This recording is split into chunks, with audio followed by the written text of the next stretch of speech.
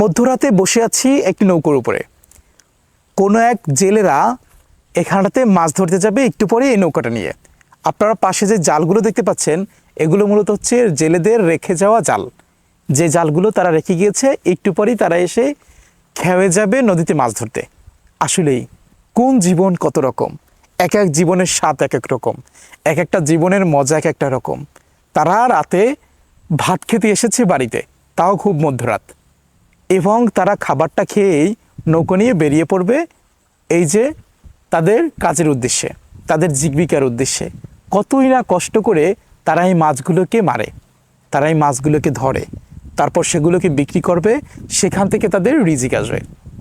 বউ বাচ্চা নিয়ে সুখে শান্তিতে দুবেলা দুমুঠো খেয়ে পড়ে বাঁচবে। কিছুক্ষণ পরেই এই জালটা চলে যাবে পানির একদম নিচে, একদম নিচের দিকে চলে যাবে নদীর ভিতরে, এবং সেখান থেকে জাল তার ইচ্ছা মতো মন মতো মাছ কুড়িয়ে নিয়ে আসবে জেলেদের ভাগ্য পরিবর্তন করার জন্য, জেলেদের কিছুটা স্বাবলম্বী করার জন্য।